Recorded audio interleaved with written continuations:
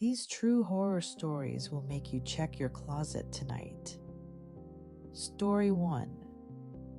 I remember this just vaguely since I was little at the time, maybe 7 in my old house.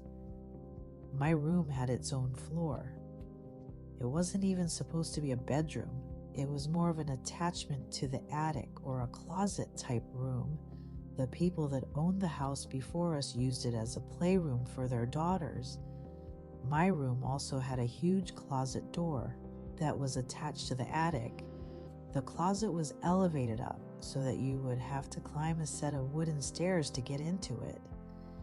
It had a big sliding door, and it was completely packed with toys and other junk from my childhood. Since I was little at the time, I always got scared of being so separated from the rest of my family and having that huge closet in my room. Then there was this one night I was laying in bed, afraid after watching a scary movie with my family. Then I heard the sound of a toy all over up in the closet. I jumped out of my bed and ran to my parents' room. They told me there was no one in my closet. They saw how afraid I was, so they let me sleep in their room that night.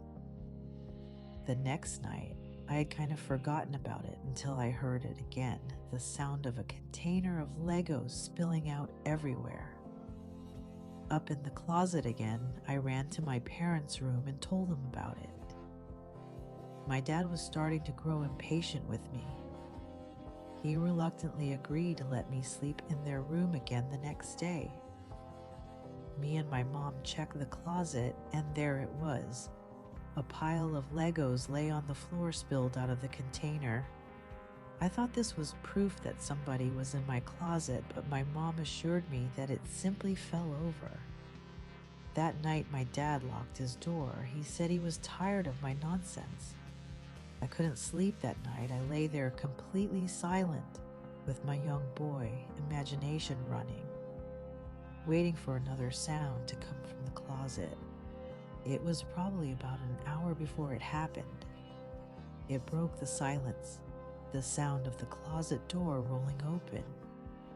With force, the moonlight shining through my window illuminated the figure standing by my closet door. I let out the most horrific, ear-piercing scream you've ever heard as pure terror swept over my body, a feeling that I still remember today. The figure jumped down from the closet and ran out of my room and out the front door of my house. My mom ran up to my room in shock as my dad ran downstairs trying to catch whoever it was, but he never did. The police never caught the Story 2, man. When I was in 8th grade, I went on a school trip that was called the Louisiana Tour. It was mostly going around to significant sites in South Louisiana. One of the places we went to was Myrtle's Plantation, which is considered to be one of the most haunted places in the country. There are all kinds of stories about the place, but at one point we were standing in a room as a part of a larger group, and the tour guide was talking about something, I don't remember what. As I'm standing there, I start to hear what sounds like someone hitting a piano key. After I heard it a couple times, I started to look around for the source of the sound. I didn't see a piano, but I kept hearing it. So I asked my friends who were standing near me if they heard it. They said no. When I heard it again, I said, there it is again. They must have heard it. They thought I was crazy. So I went back to looking around the room. Everyone's eyes were on the tour guide except for one woman. She caught my eye and pointed at me, and then at her ear with a questioning look. I realized she was asking if I heard it too, and I nodded at this point. The tour guide starts telling a story about a soldier who had died there and that he played the piano, and multiple guests had reported hearing him playing in the night. I honestly didn't know what to think. I guess I still don't. I talked to the woman as we were all leaving the room, and she said she heard the exact same thing as me, but her husband and son had not heard. Story 3. It was near Halloween time when my friends and I were telling ghost stories. My friend said she was going to tell a story about her parents' first date. She said she didn't like telling the story since it was actually true, but we prodded her on to cut to the chase. The parents had a nice, if awkward, first date, and around the time that they would have said goodnight, the male in the situation, who's my friend's dad, suggested that they go for a midnight hike up Provo Canyon. He apparently knew the place since he had done a fair amount of rock climbing in the area. So the two drove up the mouth of the canyon, got out of their cars, and started hiking under just the light of the stars. Since it was a new moon, at some point, the man starts getting a bad feeling since the pathway ahead, which would pass under some trees, would be dark, and because it was getting quite late, he ignores the feeling and presses on. A minute later, the feeling came back to the man. He ignored it again and started walking a bit of the way into the trees when his foot hit something soft in the middle of the path. Under the trees, it was too dark to see just what this soft thing was, and the feeling came back stronger than ever. Instead of finding out what his foot had bumped into, he and the woman both agreed to hightail it out of there years later. After being married for some time, they were watching an interview with the serial killer Ted Bundy in response to a question asking him to describe the time that he felt the closest to being caught. He explained about the night that he lured a girl into Provo Canyon and had just killed her when he heard some people coming up the trail. He explained how he hid in the trees just in time, only to watch some guy walk right into the body and for some reason just turn and walk away. My school's library is open until 2 a.m. for the idiots like me that don't do their essays until the last minute. It's a pretty small building, and most of the books are in the basement area called the stacks. Just to give you a quick layout, there's the big main stairs that go down to the stacks, a vending machine room, and the long hallway with the 4 entrances into the stacks. The stacks are 2 really big rooms on opposite sides of the hallway with a huge amount of bookshelves and study desks. In the walls. I was there around 11 p.m. Last year, it was a pretty research-intensive essay, so I was down in the stacks working in one of the study desks, so I didn't have to keep going upstairs and downstairs again. I had been there for maybe 2 hours, and everyone except for a boy working a few desks down from me had already left. I was pretty zoned out by this point. It was an 8 a.m. class, so I didn't have much time until it was due, and I was sort of panicking.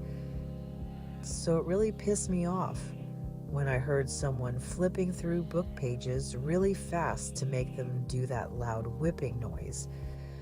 At the other end of the room, I sort of ignored it for a while, thinking that they'd go away eventually, but they just kept doing it after about 5 minutes. I got sick of it and started to walk over to tell them to knock it off. I get about 3 steps across the room and it just stops. I sat back down and it was quiet again, only for like 10 minutes before the flipping pages noise started again, only loads louder, like they grabbed a huge book. That time the boy started to get pissed off too, and he stood up and started walking around through the bookshelves trying to find them. It kept going, so I got up too and started looking around with him. It got really loud, and it was pretty obvious where it was coming from by that point, so we started walking towards it.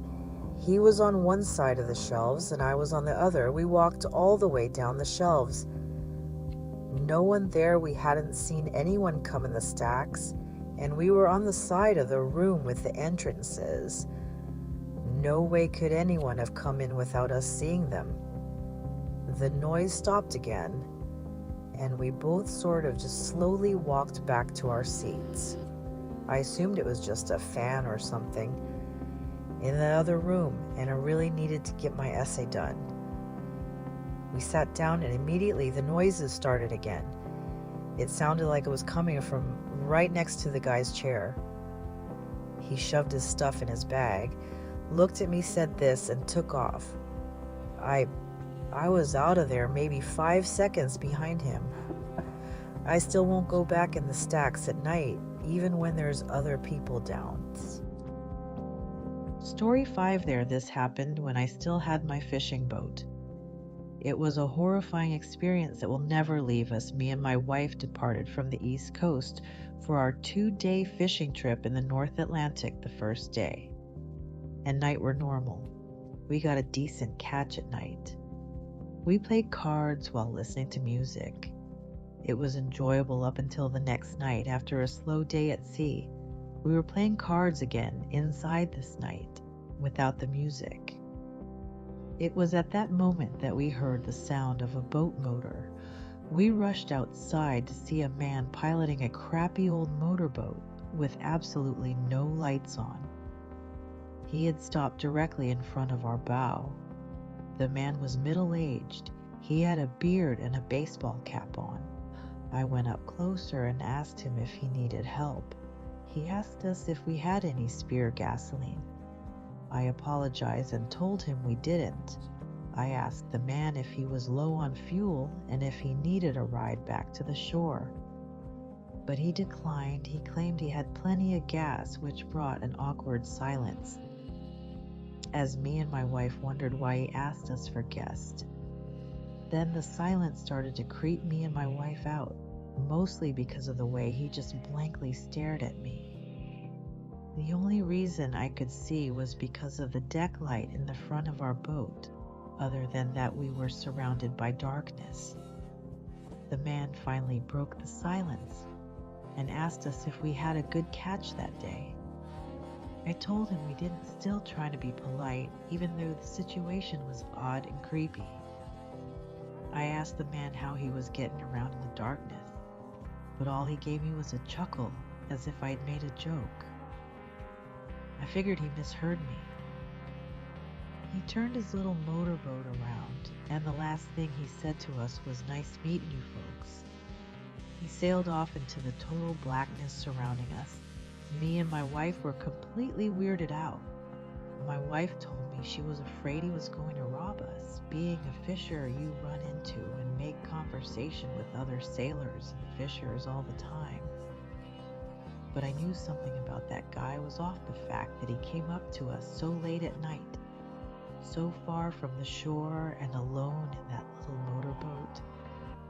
And the way he acted, we were both really uncomfortable, so I decided to turn out our lights and sail a bit north, just to make sure the guy couldn't find us again.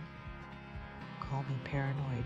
Later that night, probably around 2 in the morning, I woke up to the disturbing and ear-piercing scream of my wife. I shot up from my L position to see a man standing at the edge of our bed. I lunged out of the bed towards the man, but he was out of the cabin before I could even get out of the room. I heard the sound of the same motorboat starting before speeding away into the darkness again. We sailed all the way back to the shore that night and reported the man right away. Of course, nothing was ever heard of the topic again. We still have no idea what the man wanted or what he was planning on doing, but it still gives me nightmares to this